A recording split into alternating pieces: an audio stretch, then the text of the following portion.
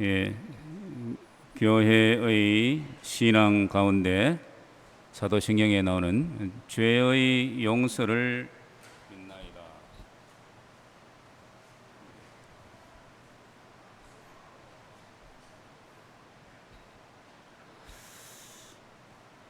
예, 죄의 용서를 믿나이다. 함께 묵상하시겠습니다.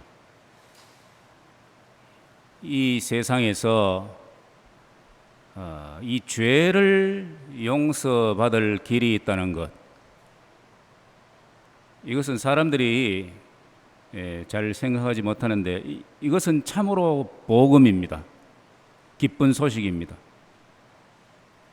수많은 사람들이 양심의 가책에 시달리고 이것 때문에 평화를 잃어버리고 우울증에 걸리고 심지어는 스스로 목숨을 버리는 일까지 있는데, 이 현세에서 하느님의 용서를 받고 평화를 되찾을 수 있는 것은 참으로 복음 중의 복음이 아닐 수가 없습니다. 이 죄라는 것은 구원의 장애거리입니다. 이 죄가 있으면은 하늘나라에 못 들어가죠. 죄를 우리가 원죄 때에 알아봤는데, 윤리 질서를 훼손하는 악행을 죄라 그랬죠. 윤리 질서가 세 가지가 있는데, 이 윤리 질서는 인간관계의 질서를 파괴하는 그런 것을 말합니다. 즉 하느님과의 관계, 인간과의 관계를 파괴하는 악행이 바로 죄이죠. 그래서 이 죄를 지은 사람은 하느님과의 관계가 나빠지기 때문에 하느님 나라에 들어갈 수가 없죠. 사람들이 모두 타고나는 원죄는 원조들의 죄지만은 그 후손들이 하느님과의 사랑의 관계가 단절된 상태에서 태어나는 것입니다. 그래서 원죄의 상태이죠. 원죄 상태에서 태어나는 것이죠. 그리고 본죄는 즉 자기 자유의지로 짓는 죄인데, 그래서 철들고 난 뒤에 지은 죄인데, 이것은 스스로가 하느님과 등지는 죄이죠.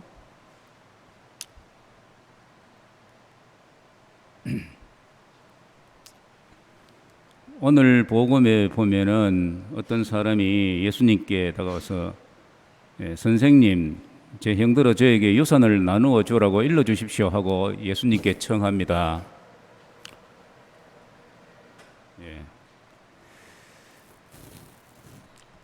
이 사람은 분명히 예수님에 대해서 호감을 갖고 있어요.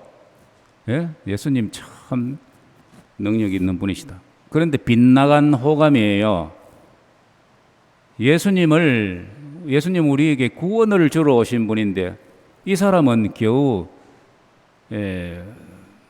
자기 형이나 잘 설득을 해가지고 돈이나 받아내 줄 수 있는 주는 그런 인물로 만들어 버린 거예요.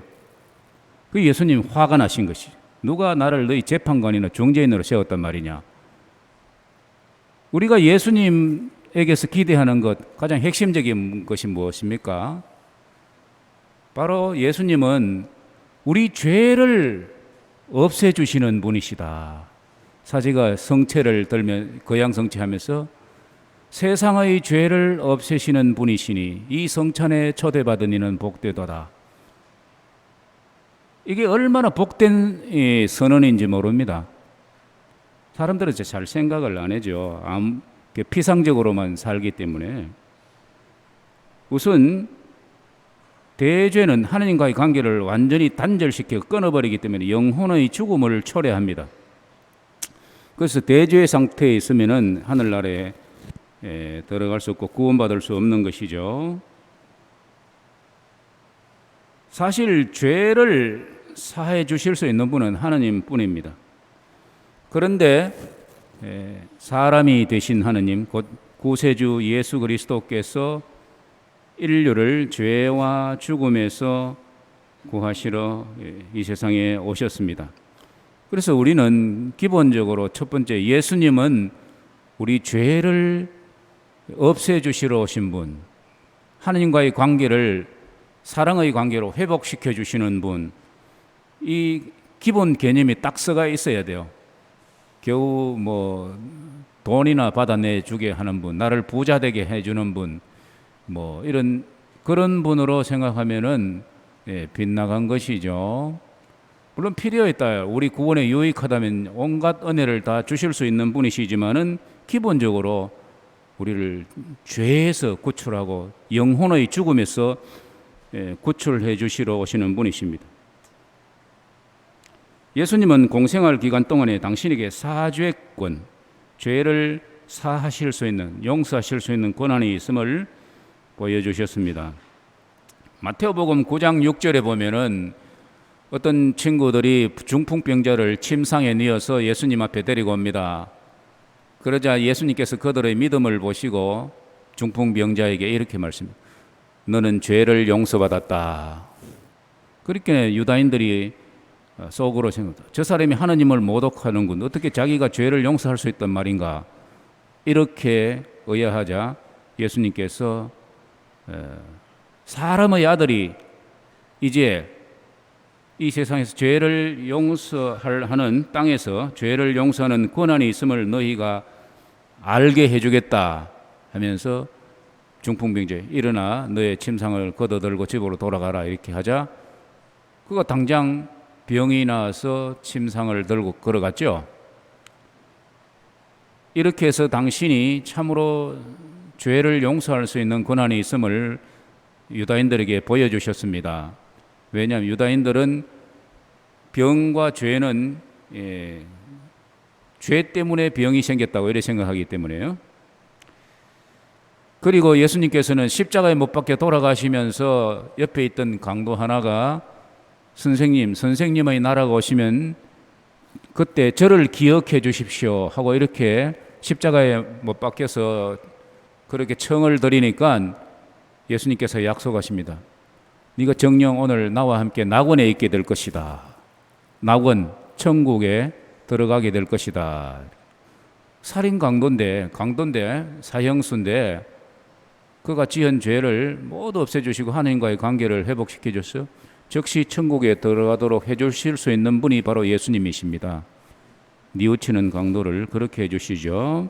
그래서 이 땅에서 죄를 용서해 주시는 권한이 있음을 보여주셨습니다. 그런데 그 사죄권을 이제 가톨릭 교회에 예수님께서 주셨습니다.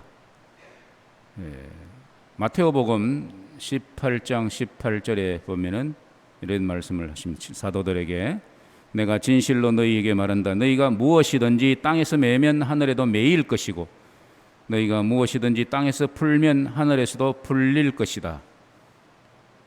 이 매고 푸는 권한 안에는 죄로부터 풀어주는 권한도 있는 것입니다. 그 다음에 구체적으로 사죄권에 대해서는 요한복음 20장 23절에 뚜렷하게 나옵니다. 사도들에게 말씀하시기를 성령을 받아라. 너희가 누구의 죄든지 용서해주면 그가 용서를 받을 것이고 그대로 두면 그대로 남아있을 것이다. 이렇게 말씀을 하십니다. 이 현세에서 죄악을 용서받을 수 있는 곳은 가톨릭 교회밖에 없습니다. 특히 가톨릭 교회의 사제들입니다. 이 사제들은 가톨릭 교회의 주교님들과 신부님들이 바로 사제들입니다. 미사를 드릴 수 있는 분들이죠. 그게 사제들이죠. 제가 신학교 들어가기 전에 우리 그 집 앞에 큰 예배당이 하나 있었어요. 대구에. 그 예배당에서는 일주일에 한 번 이상씩 보면은 밤새도록 이렇게 통곡하는 소리가 들렸어요. 자기들 말로는 뭐 통성 기도를 한다 그러면서 막 그 마루장을 두드리면서 막 밤새도록 우는 거죠. 아침이 되면은 눈이 퉁퉁 부어가지고 이제 나가는데 왜 그렇게 하느냐고 알아보니까 죄를 자기가 지은 죄책감에 시달려서 거기 와서 밤새도록 하느님 용서해 주십시오, 용서해 주십시오 그렇게 운다는 거예요.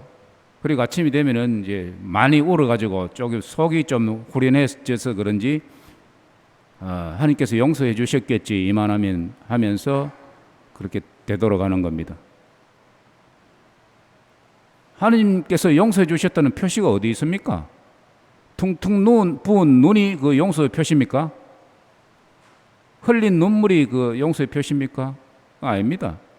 명시적으로 하나님께서 내가 너를 용서해 준다 하는 표시가 전혀 없습니다. 오직 예수님께서는 가톨릭 교회에만 이 사죄의 끈을 주셨고, 그래서 우리는 가톨릭 교회의 사제들의 입을 통해서 나는 당신의 죄를 용서합니다라는 명시적인 선언을 들을 수가 있는 것입니다. 가톨릭 교회는 그러면 어떻게 사죄권을 행사하시는가? 여러분들 물론 실생활에서 이것을 잘 체험하고 계시겠지만 세례성사와 고해성사를 베품으로써 죄를 용서합니다. 성사론에서 더 깊이 있게 자세히 배우겠지만은 세례성사를 통해서 우리가 용서받을 수 있는 것이 뭐죠? 첫째, 원죄, 하느님과 멀어져 있는 상태, 떨어져 있는 상태를 이제 하느님 아들, 딸로 되기 때문에 즉시 사랑받는 관계로 회복시켜 주는 것이 인데 그 원죄를 없애주고, 그 다음에 자기 자유의지로 지은 죄, 본죄를 없애주고, 그 다음에 죄벌까지 없애줍니다. 죄의 벌, 죄에 딸린 벌이죠. 이게 세례성사를 통해서 받는 것이고, 그 다음에 고해성사를 통해서는 세례성사는 신자들이 받을 수 없죠. 그죠? 이 비신자들이 받는 게 세례성사잖아요. 신자들은 세례성사 못 받잖아요. 그런데 신자들이 죄를 지으면 어떻게 했느냐? 이미 세례받은 그리스도 신자들이 죄를 지으면 이 고해성사를 통해서 받는데, 이때는 이제 원죄는 이미 사해졌고 본죄와 영벌을 사합니다. 이 말이 무슨 뜻이냐?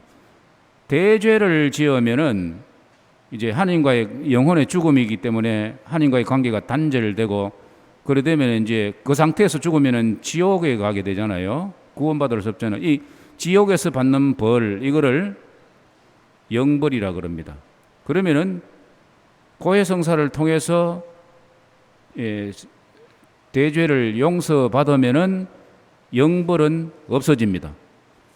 그러나 이 죄의 특성상 악습이나 등등이 남아있고 끼친 악영향이 남아있고, 그래서 그것을 잠벌은 남아있어요.